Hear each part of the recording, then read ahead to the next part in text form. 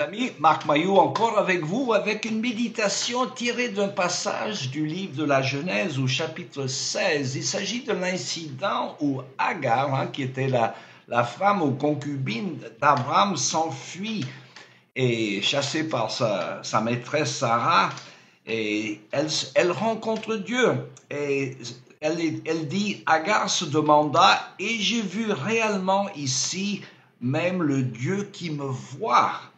Et elle appela l'Éternel qui lui avait parlé du nom de Ata El-Roi, c'est-à-dire le Dieu qui me voit. J'arrête la lecture là, juste une petite notion, mais dans la théologie, vous savez, on parle des attributs de Dieu, c'est-à-dire sa nature et son caractère. Par exemple, le Dieu qui se révèle à travers les pages de la Bible est personnel, il est bienfaisant, il est compatissant, il est amour, il est justice, il est sainteté, etc. Alors, ce sont ses attributs, il y en a plus d'une cinquantaine.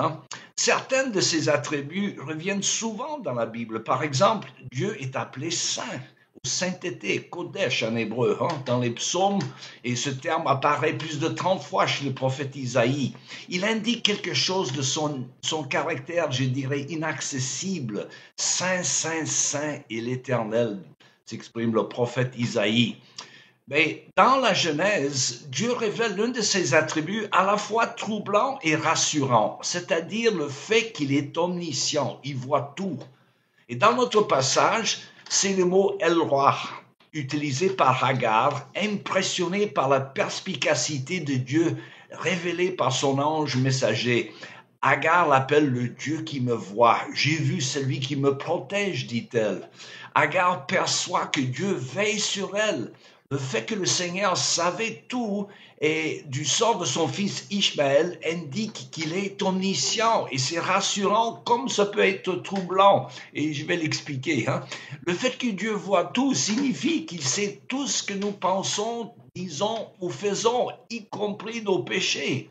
Et c'est pourquoi je dis c'est à la fois troublant comme rassurant.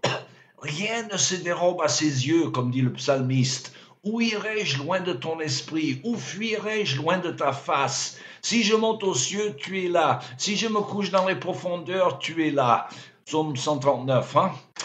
Dans son traité philosophique majeur, L'être et le néant, le philosophe français du siècle dernier, Jean-Paul Sartre, examine l'idée d'un observateur omniscient à travers sa théorie du regard.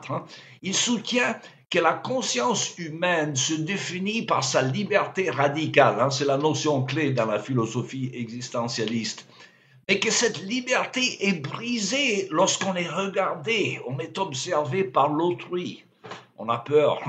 Pour Sartre, lorsqu'on prend conscience qu'une personne nous regarde, on passe du statut du sujet observateur libre à celui d'un objet fixe et prévisible dans son monde. Car on n'agit pas de la même façon quand on nous regarde. Ça permet de mieux comprendre d'ailleurs une célèbre réplique dans sa pièce Huis clos. Il disait, l'enfer, c'est les autres. Pourquoi? Parce que les autres me regardent. Ils me regardent, ils me jugent. Alors pour Sartre, le regard d'un Dieu omniscient fixerait complètement et définitivement l'essence d'une personne, la privant de sa liberté de se définir, comme dit Sartre. Mais de plus, le sentiment de honte, selon Sartre, est la reconnaissance d'être devenu cet objet.